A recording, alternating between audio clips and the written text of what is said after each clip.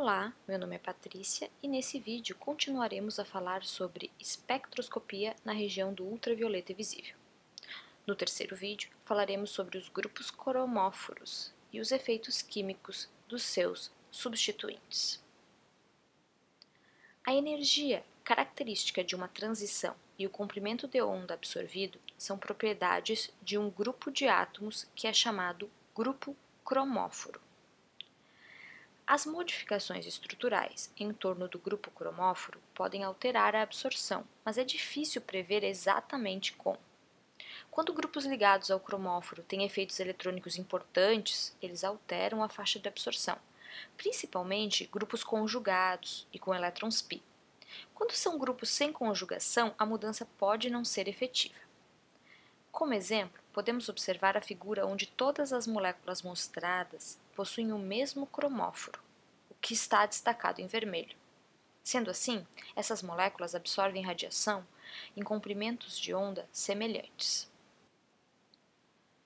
Um grupo substituinte que, isolado, não absorve luz na região do ultravioleta visível, mas, quando ligado a um cromóforo, causa uma mudança do comprimento de onda máximo, é chamado de auxocromo. Podemos observar os exemplos mostrados. O benzeno é o grupo cromóforo em questão. Ele sozinho absorve em 255 nanômetros. Se for adicionado, por exemplo, um grupo OH, no caso do fenol, que possui efeito mesomérico como efeito principal nessa molécula, há um aumento significativo no comprimento de onda absorvido. Para o grupo O- presente no fenóxido, o aumento é ainda maior, pois ele é um doador de elétrons mais forte que o OH. Um aumento no comprimento de onda também é observado quando NH2 é o substituinte, no caso da anilina. O grupo NH2 é um doador mais forte que o grupo OH, mas mais fraco que o grupo O-, e o aumento do comprimento de onda segue esse princípio. Como o OH, o O- e o NH2 são grupos com efeito mesomérico, que é um efeito mais robusto, os efeitos no comprimento de onda são notáveis, sendo a maior mudança para o grupo com efeito mais forte. Já o grupo NH3+, é um grupo que retira elétrons por efeito indutivo, que é um efeito menos expressivo, sendo assim há pouca diferença de comprimento de onda. Mas prestem atenção, pois não tem relação somente com doar ou retirar elétrons, mas sim com diminuir a distância entre o homo e o lumo da molécula através do aumento da conjugação. A adição de grupos conjugados aumenta a conjugação da molécula, o que diminui a energia entre o homo e o lumo, aumentando o comprimento de onda de absorção. Afinal, energia e comprimento de onda são inversamente proporcionais. Como exercício, tentem desenhar as estruturas de ressonância para fenol, fenóxido e anilina. Assim, vocês vão conseguir perceber mais claramente a extensão do sistema π ou o aumento da conjugação por causa da presença dos grupos OH, O- e NH2. Um material complementar sobre conjugação e efeitos químicos pode ser consultado. Quando, em virtude de mudanças estruturais, ocorre um deslocamento para comprimentos de ondas maiores, ou seja, para o vermelho, chama-se de deslocamento batocrômico. Quando ocorre um deslocamento para comprimento de ondas menores, chama-se de deslocamento hipsocrômico. Outros termos que são interessantes de conhecer são hipercrômico, para o aumento da intensidade do sinal gerado, e hipocrômico, para a diminuição de intensidade. Todos esses efeitos podem ser observados em decorrência da existência de grupos substituintes diferentes nas moléculas analisadas. Como exemplos, podemos voltar aos compostos já mostrados. O OH presente no fenol causa o deslocamento batocrômico, ou seja, para comprimento de onda maior do que o do benzeno. Enquanto o NH3 presente no íon anilíneo, que pode ser gerado através da protonação da anilina, causa um deslocamento hipsocrômico. Outro fato que deve ser lembrado é que o aumento da conjugação de um sistema diminui a energia entre o HOMO e LUMO desse sistema, afetando o comprimento de onda de absorção. Comparando-se compostos que possuem efeitos similares, cuja diferença majoritária é a extensão da conjugação da molécula, pode ser observado um aumento do comprimento de onda de absorção. Reparem nos 3 exemplos mostrados. O eteno possui somente uma ligação dupla, absorve em 165 nanômetros. Se o compararmos com o butadieno, que possui 2 ligações duplas conjugadas, vemos que há uma diminuição de diferença de energia entre o HOMO e o LUMO da molécula. Sendo assim, o butadieno absorve em comprimento de onda maior. Se uma terceira ligação dupla for adicionada à conjugação, como é o caso do 1,3,5-hexatrieno, a diferença entre HOMO e LUMO é ainda menor e o comprimento de onda de absorção maior. A espectroscopia de UV-Vis se torna útil para a maioria dos compostos orgânicos e biológicos justamente pelo estudo de sistemas conjugados. O efeito do aumento da conjugação vale para outras classes de compostos que não os hidrocarbonetos. Podemos ver mais um exemplo com cetonas. Quando comparamos a acetona com a metilvinilcetona, vemos que a metilvinilcetona, por ser mais conjugada, possui comprimentos de onda de absorção maiores. Isso vale para a transição N-pi antiligante e também para a transição pi-pi antiligante. Então, quanto maior for o número de ligações conjugadas, quando se compara moléculas similares, maior será o comprimento de onda da radiação absorvida. Podemos ainda notar pelos números entre parênteses que a conjugação aumenta ainda a intensidade da banda de absorção gerada. Bem, conforme comentado, sabemos que quanto mais ligações duplas estão conjugadas, menor fica a distância entre o HOMO e o LUMO e maior o comprimento de onda de absorção.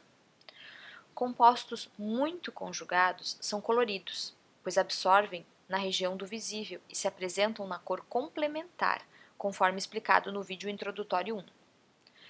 O beta-caroteno, por exemplo, confere a cor laranja que a gente enxerga nas cenouras, e o licopeno, a cor vermelha do tomate.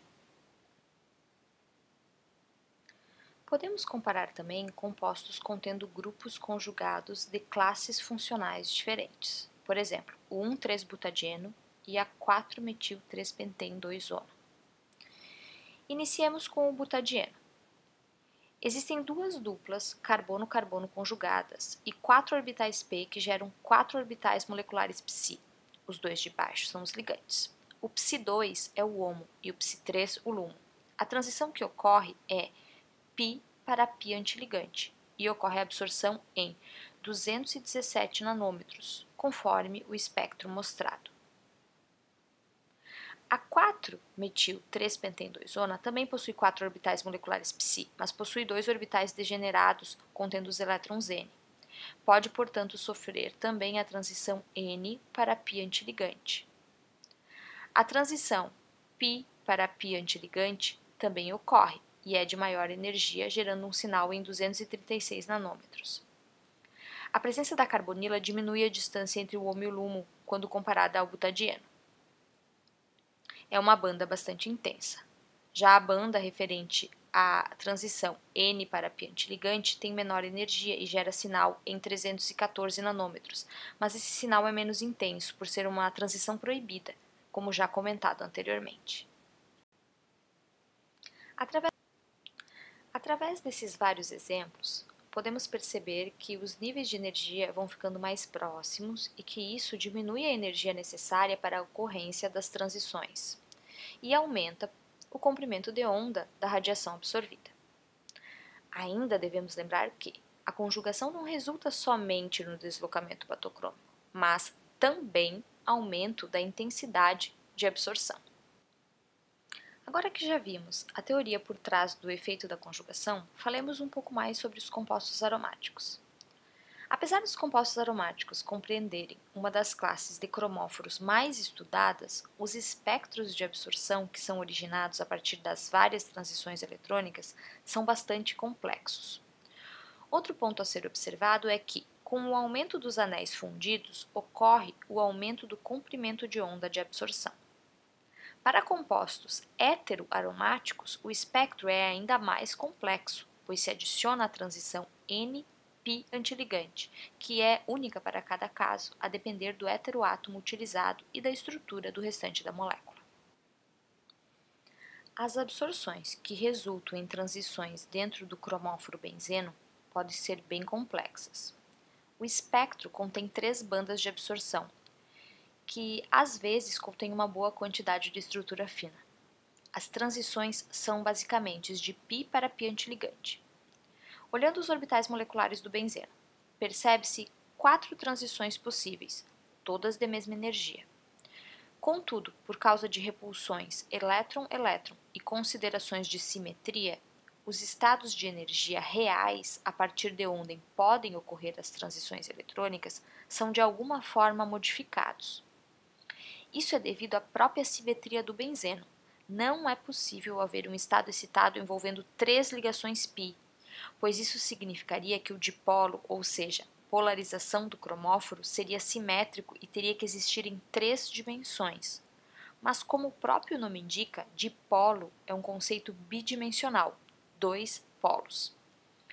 Ocorre que Ps2 e 3 são diferenciados levemente em termos de energia, e o mesmo ocorre com Ps4 e 5, conforme a figura seriam os orbitais π2, 3, 4 e 5, respectivamente.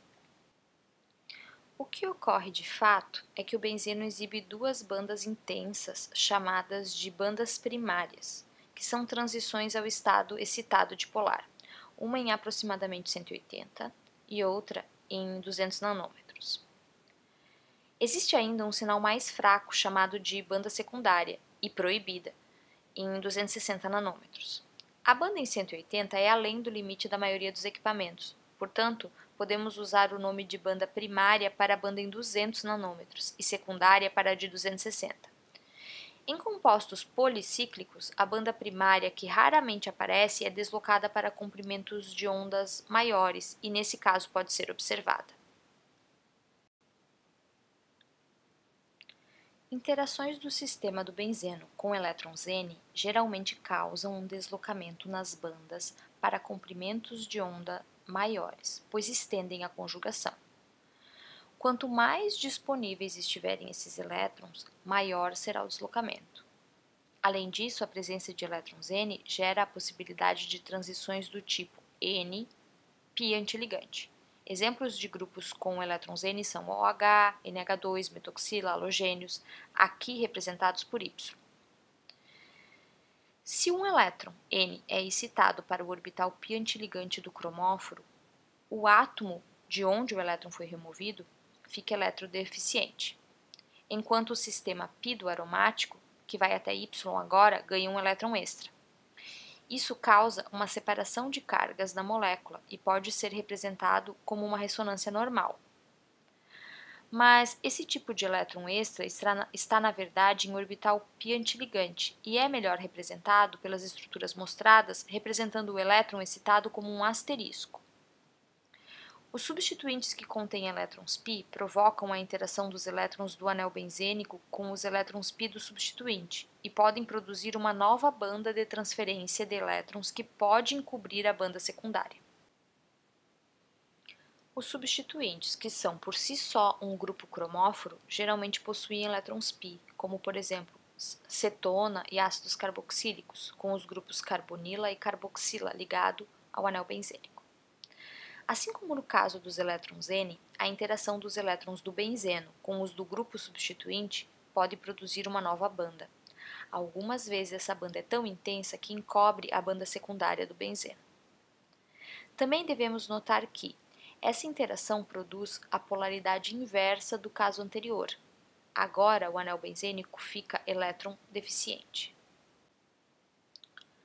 Se o grupo substituinte tiver características ácidas ou básicas, a mudança do pH do meio pode mudar significativamente o deslocamento das bandas. Isso ocorre pois a desprotonação ou protonação pode alterar o grau do efeito químico e até mesmo modificar o efeito. Já falamos sobre isso quando comentamos sobre os auxocromos, mas por ser muito importante, vejamos novamente. Por exemplo, o grupo hidroxila desloca a banda primária e secundária para comprimentos de ondas maiores, menor energia, conforme comentado. Se o fenol, composto contendo o grupo hidroxila ligado ao anel benzênico, for submetido a um pH básico, ele pode ser desprotonado, gerando o fenóxido.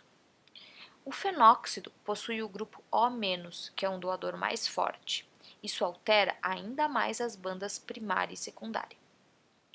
Já o grupo NH2 da anilina possui características básicas e, se colocado em pH ácido apropriado, pode ser protonado, gerando NH3+. O NH2 é um doador de elétrons por efeito mesomérico e também estende o sistema π, e por isso aumenta o comprimento de onda das bandas observadas. Mas o NH3+, gerado por sua protonação, não possui mais elétrons π e não estende a conjugação. Sendo assim, diminui o comprimento de onda observado para as bandas. Já o grupo CO2H, a carboxila, presente em ácidos carboxílicos, por exemplo, o ácido benzoico, também é afetado pelo pH do meio. Esse grupo tem características ácidas e pode ser desprotonado em pH apropriado. O grupo CO2H estende o sistema π e também desloca os comprimentos de onda para comprimentos de ondas maiores. Quando desprotonado, o sistema continua ampliado, mas a magnitude do deslocamento diminui, assim como a intensidade das bandas. Isso ocorre em decorrência do fato de que o grupo CO2- possui um efeito retirador de elétrons menor, pois já contém uma carga negativa em sua estrutura. Sendo assim, a transferência de elétrons do anel para o grupo é menos efetiva. Uma dica de estudos aqui é desenhar as estruturas de ressonâncias para fenol, anilina e ácido benzoico, e depois desenhar as reações de protonação e desprotonação deles e verificar novamente o seu efeito. Para visualizar melhor esses efeitos, olhemos o espectro do ácido benzoico e do benzoato, últimos exemplos da tabela mostrada anteriormente. Essa é uma estimativa teórica, mas o espectro real é bastante similar. Em vermelho, temos o espectro do ácido benzoico e em azul, da sua base conjugada, o benzoato. Podemos ver claramente a diminuição do comprimento de onda e da intensidade quando o ácido benzoico é desprotonado. Falemos agora da análise de espectros em amostras que contêm mais de um composto, as amostras contendo misturas. Bem, elas geram um espectro com a soma das absorbâncias que caem na mesma região e o aparecimento de bandas separadas dos componentes quando for possível. No entanto, as bandas podem ficar sobrepostas ou juntas, dificultando a análise. Essa situação é bastante comum ao longo de uma reação química, onde espécies vão sendo transformadas. Veremos detalhes do acompanhamento de reações através de espectroscopia na região do ultravioleta visível no vídeo em que fala sobre utilizações. Bem, espero que esse vídeo se some aos anteriores e contribua no seu entendimento da técnica de espectroscopia na região do ultravioleta visível. Falaremos mais detalhes nos vídeos seguintes. Bons estudos!